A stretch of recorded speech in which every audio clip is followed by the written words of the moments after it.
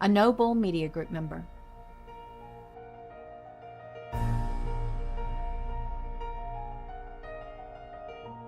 America's known our share of tyrants. In response to tyranny, we created one of the greatest guiding documents ever written by mankind. We stood for what was right.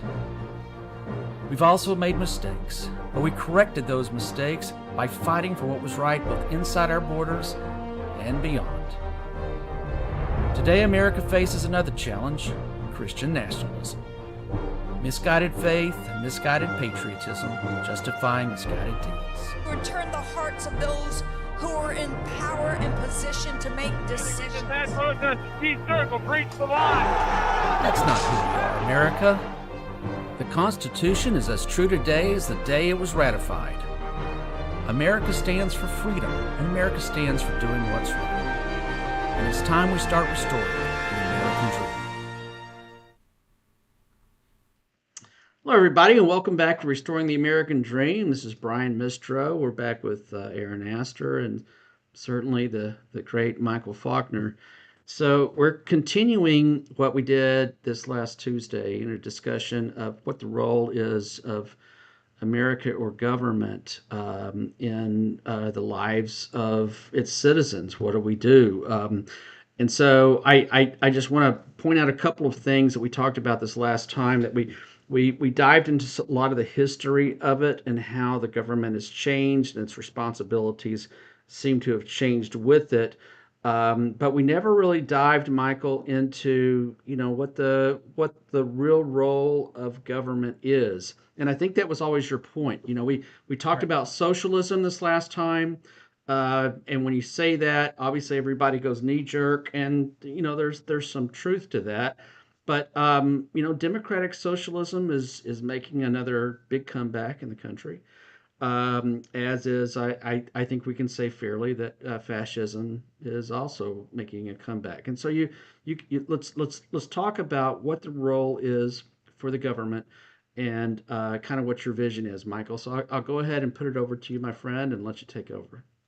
Yeah, and it's great to have Aaron, with us, because the kind of keep the historical archives intact. But I think that the philosophical and that's where I typically like to start or not live but start in terms of the philosophy of freedom, the whole idea of freedom, coming to this country for freedom or fighting for freedom, or it's a word we throw around all the time, but we seldom now in this generation, our present culture, we don't have a common definition of freedom, and nor do we have a working definition of what the government's role is in providing that. And so we're all over the map as it relates to that, and it actually shows in terms of how our government is responding. But here's the good part: we have documents, we have laws that will absolutely right the ship if we use them.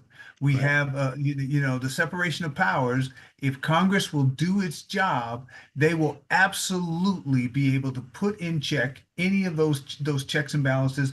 And I'm so grateful that we saw the Senate push back today on corruption. They would not kowtow to the administration's pressure to rubber stamp the acting attorney general.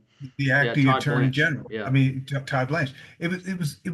I thought, wow, okay, yes, that's what you're supposed to do, because when you see corruption, I mean, at the highest level, there's somebody, in the congressional committees, the congressional representatives, both Senate and the Congress, the U.S. House of Representatives.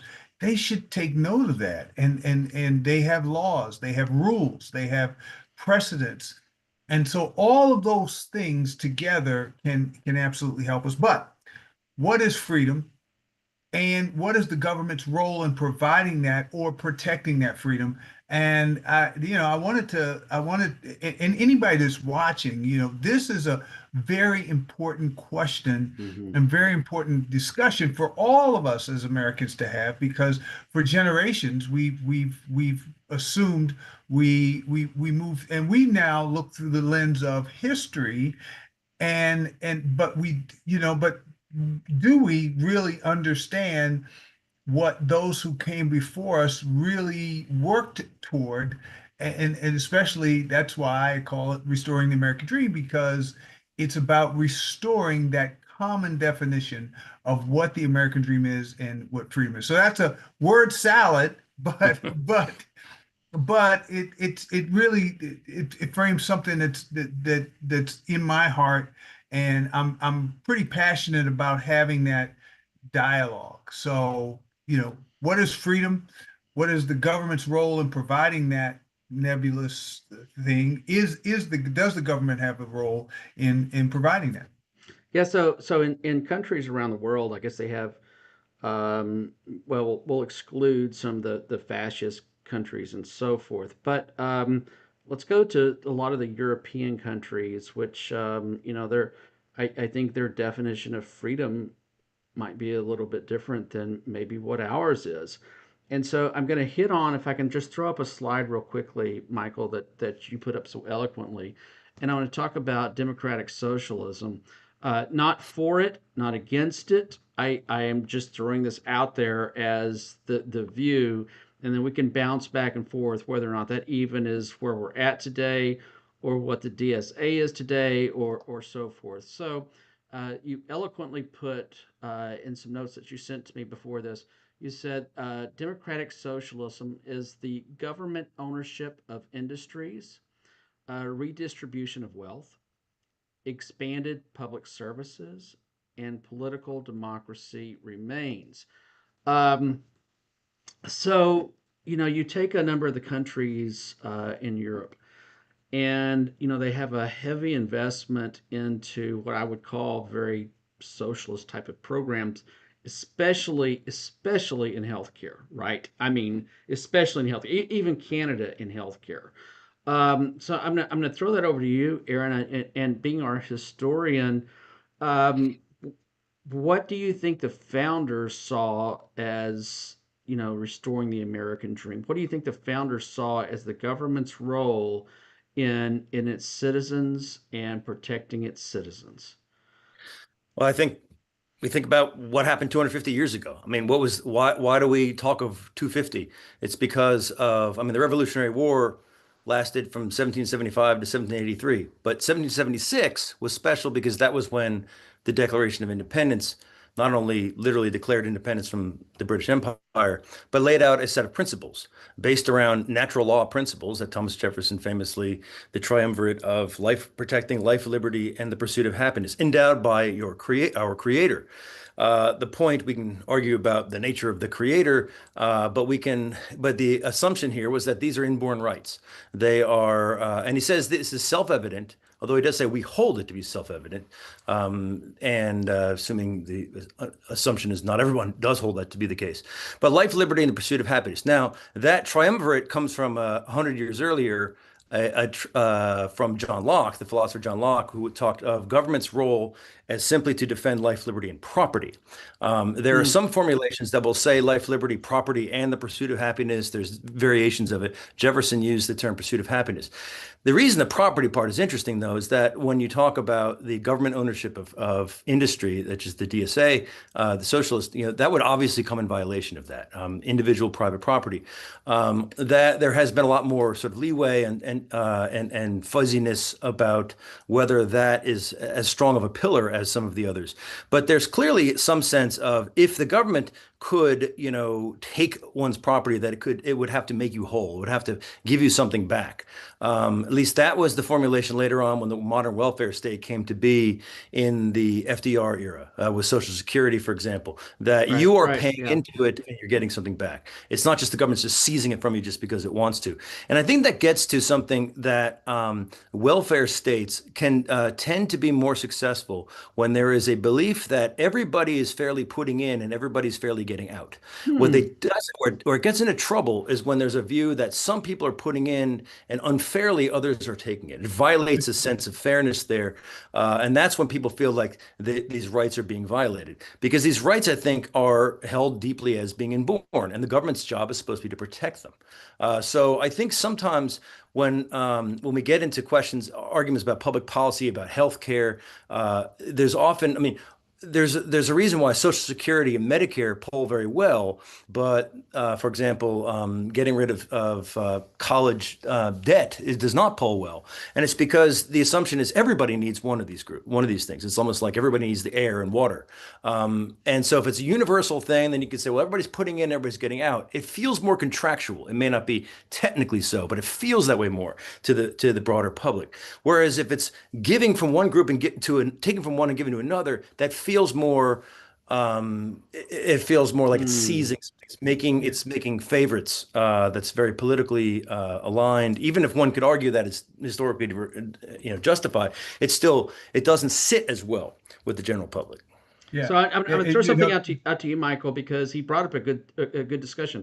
If everybody feels like they're getting it, and everybody feels like it's equal, that they're giving and taking, but wouldn't that be the quote definition of communism? Now, I'm saying this with I already know what you're going to say, and I already know what all three of us believe. Okay, and I'll also add on that, in my personal opinion, communism, as Marx might have considered, or some others would have considered, has never been practiced in the history of the world. I think it became something else. That's my personal opinion. But let's throw out, because if your view of the world is very similar to what communism was, or the DSA sees it, which is, there's a lot of similarities. And by the way, folks, if you're watching this, DSA is the Democratic Socialists of America. And they're going to be some of your congressmen here this next term, by the way, for sure, because they've already won their primaries. There's no way they lose the general. So my thing that I'm putting out to you, Michael, is, when we look at the role of what a country should provide, I mean, what is its role for its citizens? How could you not say that true communism would not solve those issues? And I'm playing the devil's advocate, because I already know how the three of us feel. And listen, it's not even the devil's advocate. I'm going to blow your mind with what I'm about to say. Communism is biblical. Okay. If you look at, as a pure principle, if you look at Acts chapter 2, verse 42, the verses that we quote all the time that talks about the early church, it says they had everything in common. They ate together, they fellowshiped together, they had everything in common, and everybody shared with people who needed, and so forth and so on. Now, that was wonderful. And that's the way we are supposed to live. However, that's a theocracy where God is the supreme authority, right? Where they all were under the unction and the control of the Holy Spirit, right? And so we understand that, and we see that in the early church, and see the aspirations toward now. But was that the system that that was to usher in the church age? Well, yes and no. Yes, it is the church age, and yes, that is how we believe as Christians we're supposed to live. However, there are private and individual rights, private and individual functions, and we are not forced. Nobody is forced to give anything to anyone.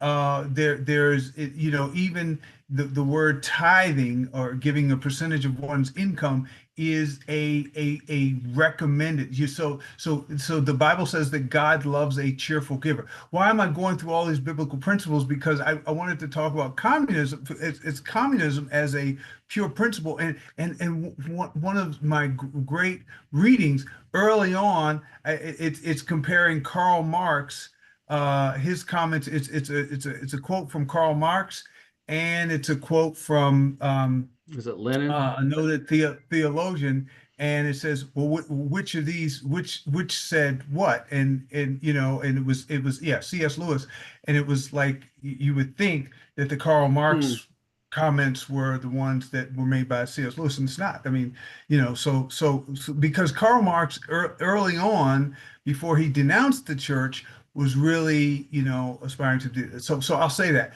Then now something else too that's really interesting. If you read I had to read it in high school, and I remember it had an impression on me.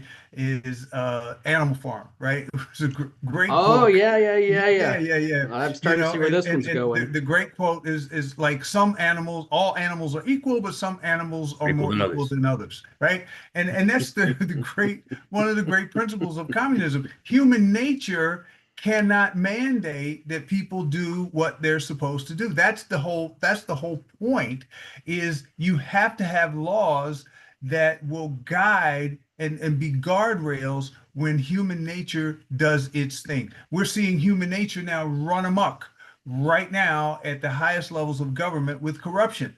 And guess what? We, the people, should rise up and say, well, we're not going to have it anymore. We need legislators that are going to push back, because there are laws that say that you can't have this level of corruption. So we're probably at an important crossroads right now, because if government is totally corrupt, if government officials are allowed to this season of unbridled greed and unchecked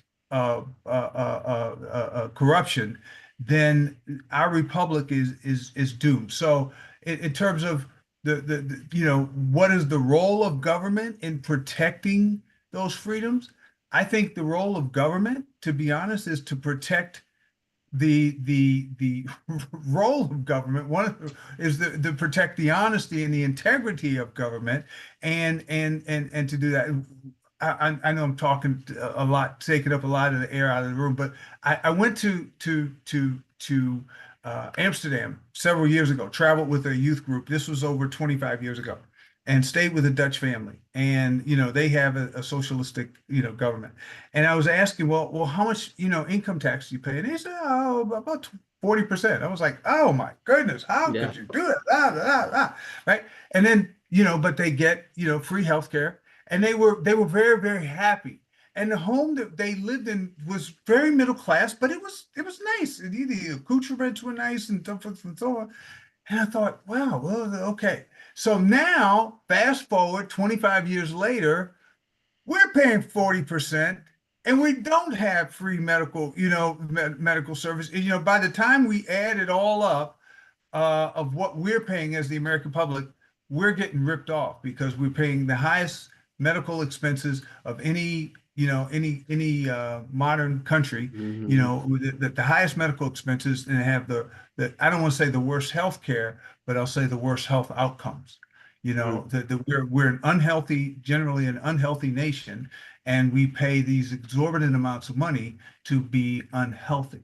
So you know, is what's government's role in that? So I Well, know I'm coming with a lot of questions, but yeah. I've done a lot of thinking about this stuff. What If I can throw something else. Yeah, go ahead. I think it's actually somewhat helpful to start even earlier than the Constitution, the Declaration period. I mean, obviously, I'm sticking with modern, sort of early modern history, but the early 17th century Puritan New England, for example, or the early colonies, and how they sort of set themselves up as what they would call a commonwealth. Pennsylvania certainly did. And the idea was, you know, these were fairly small, and certainly they were theocratic in a sense of the, certainly Massachusetts Bay, the Puritan colony was. And the assumption was that, you know, as part of this Calvinist community, you have this sort of equality, but that's because you are, you know, God has already spoken through you.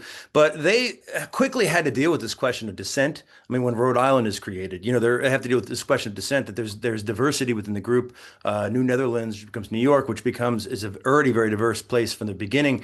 And so they have to sort of think about, how do you talk about balancing liberty and civic, you know, duties in a more diverse and increasingly large place. And that was sort of the question that animates all the way up through the Revolution and the Constitution framing. And what we end up with is federalism. I mean, we have a system with, it's not just one government, the federal government. We have state governments and we have local. We have, I moved recently from Tennessee to Pennsylvania, and we have I live in a township. Townships don't exist in Tennessee. It's a body that's underneath the county level, but it's above, and there's taxes you pay for them, and there's services that are done by them.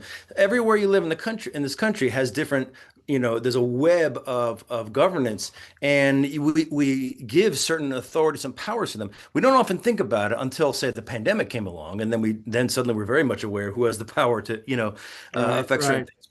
But it's the point is that we the federal government, we generally have ascribed to it a limited power. I mean, that was the idea of the Constitution, because the states themselves, which really were the original organizing bodies, they did not want to give all the power away to the central federal government. And so there's been a tug of war, mostly peaceful, over 200 plus years over the boundaries of one level of authority, the state authority versus the federal authority versus, in some cases, municipal authorities. And so it's all about balancing the government's protecting your individual rights to life, liberty, and pursuit of happiness, property, what have you. Certainly the rights to the spelled out in the Bill of Rights. And most states have their own bills of rights that resemble the national one. But then there's this question of the general welfare, which is a term that also shows up in the Constitution, which is why states have departments of education and environmental protection and forestry services and so on, and highways. There's functions that are, but we wouldn't call it communism, because it's not taking property and redistributing it to everybody necessarily. I mean, maybe you could say that about water or air, but most things, the assumption is these means of property should be privately owned, but the government can, perhaps at a lighter touch, control where the boundaries of your property's effect goes onto somebody else. So there might be things like sanitary laws, for example.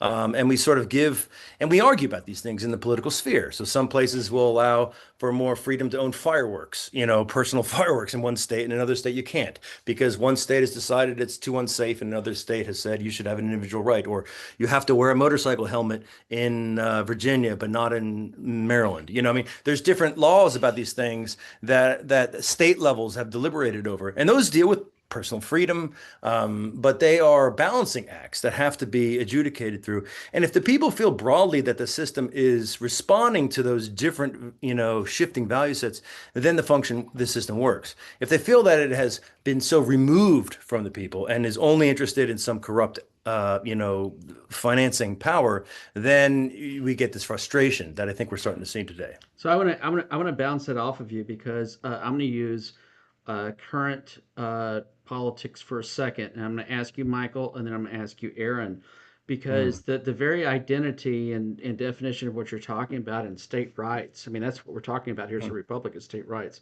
So the Save America Act, let's talk about that for just a second.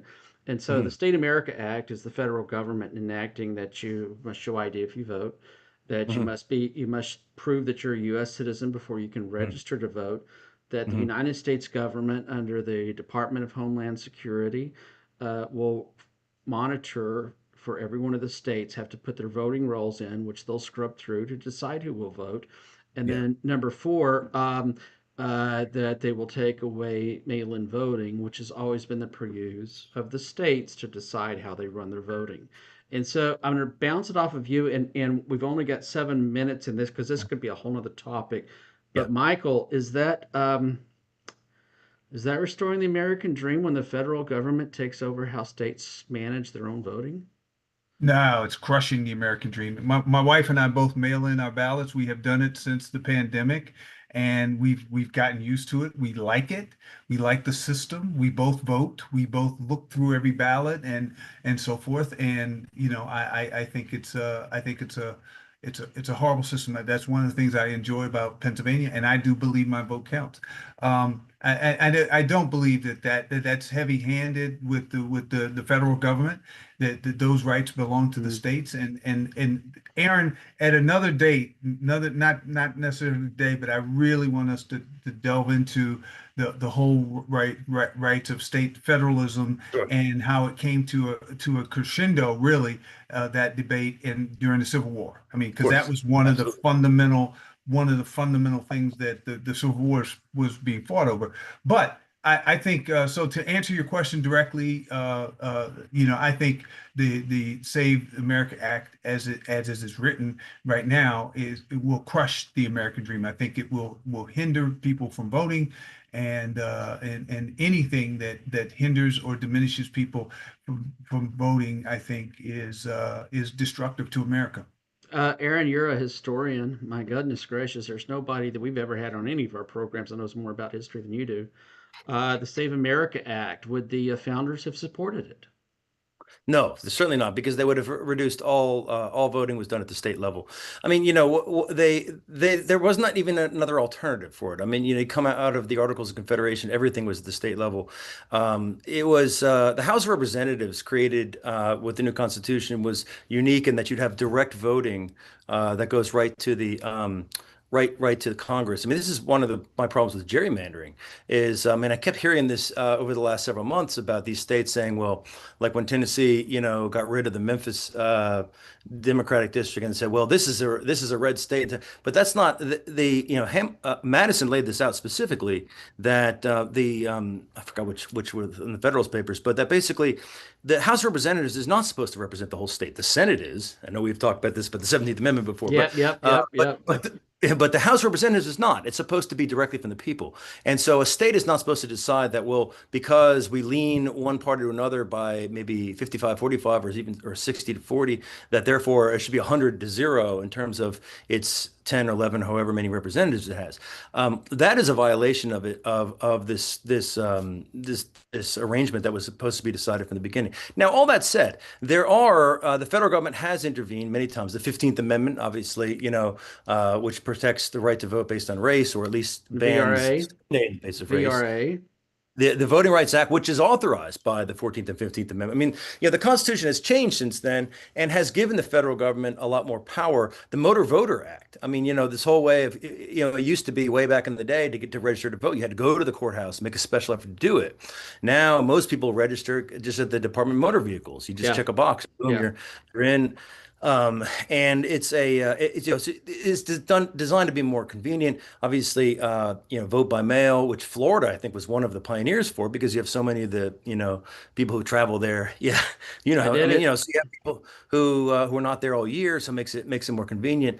I think there's legitimate concerns about people who are impersonating somebody else. There's always been concern that there's fraud. And it's also almost always blamed on some group of outsiders, whether there be immigrants of some group or what have you. That there have been elections accused of fraud going back to the 1790s. That's nothing new about that. It's just that it used to be each party it was very raucous. Parties would monitor each other at the polls. It was not secret at all, and it would kind of balance itself out, or not very perfectly. And then in the 1890s, we moved to this secret ballot system, and so we had a registration system. We had ways of trying to regularize it and sort of gel it with who was actually a citizen and so on. These, I think, are legitimate questions, and requiring a photo ID.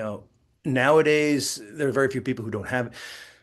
I would have no problem. I don't know if the federal government, it could incentivize it. I mean, part of the problem I have is that they want to do it like within months, which is ridiculous. I mean, some states will take years to have their driver's licenses, show. I mean, if it could show that you were a citizen or not, Washington then State. great. Washington, yeah, there's a few on the border on the Canadian border that have that option. But I mean, we're nowhere near ready for that sort of thing. That's the problem. There's a bad faith at the heart of this whole thing, which is it's designed just for the midterms. It's not designed for a longer term. That's why the fixation on the vote by mail, because Trump is convinced that that's why he lost, which is not true. He told his supporters not to vote by mail. But there's no evidence that any of that actually tipped the balance in any of these elections. So I think there is a legitimate desire for a clean and fair election that's not spoiled by people who are not legitimately allowed to vote in our elections. I think there are fairly simple ways, including photo ID, that presumably could even list whether you're a citizen or not. I think there's ways you can do that. I don't think that that's what this act is really trying to do. When you look at the timeline and the desperation of trying to get it through before a certain deadline. Okay, But Yeah, but I would add, let's add gerrymandering reform, something like that, to add that as a justiciable question. And then I think there's a compromise that could be had going forward, but that's not an immediate term thing. Michael, we're out of time here, but I want to throw this out as something that might be fun on this program, especially because we deep dive things, we talk about them, and God, I'd love to have Aaron as part of that. And that would be a deeper dive into things that we can do that would actually strengthen our country, that would actually strengthen our voting, that things that we've done right or wrong. So I think it would be this is the perfect platform to do it, and maybe we can do that in the future. And I'll just drop a little. So Aaron did hint at it. So I'm just going to go ahead and drop it, and we won't debate it tonight at all. He and I completely disagree on the 17th Amendment. So the 17th Amendment was, for those that are watching, it allowed senators to be directly elected by their states. I think it was a perfect example of doing the wrong thing for the right reasons. Aaron disagrees. We'll argue about that one day, but that's the kind of Yes. things that we can talk about on this program, right? I mean, how do we restore the American dream?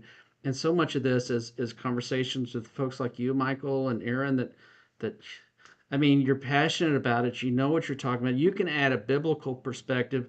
Aaron can add the historical perspective, and I think it really makes this program very, very unique. So, Yeah, thank you. and I agree. Yeah, Yep. and I know we're out of time, Michael. 30 seconds. Is there any last thing that you want to add before we shut down for the No, for the evening? I think the founders gave us an unfinished work. They gave us an unfinished, it wasn't completed, and it is to be improved on each generation. Each generation is to improve on what was gone before. But the fundamental documents, the framers were there. The framework is there. If we work it, it will continue to improve. I love it. That's the perfect way to end this. Everyone, if you're watching this, I don't know if you're watching it on X or if you're watching it on YouTube or if you're watching it on Twitch or any of the other platforms that we're airing to right now. Please subscribe. Especially if you're on YouTube, go to YouTube and you can subscribe to the channel. It'll give you this program. We just finished Thursday Thoughts before this, and had a wonderful VIP that's on CNN every day. She was part of our discussion points, and we've got a program that has no politics involved at all, and it's all about AI and how it's changing the world and what we can do to prepare for it. And we are having, I can't announce it yet, but we have others that are going to be joining us that is really, really exciting, and some folks that you will know by name. So thank you again. I can't tell you, Aaron and Michael, how much fun this is for me. This is actually one of my favorite programs to get on. I just look forward to this thing every single time we do it. Oh, and by the way, Michael, I got to tell you, because in Fear of Death by my wife, who is watching this right now, she said, Michael Faulkner show is my favorite show. So, there you go. There you go. That's Hey, it. That's you the can't end get of a better endorsement done. than that. Done. Yes, Shoe drop, yes. mic drop right there. So thanks everybody for joining us. We'll see you again this next Tuesday. You've been watching Reverend Michael's Restoring the American Dream. The No Bull Media Group is on all major social media platforms. Make sure to give us a follow so you can watch this show and many others.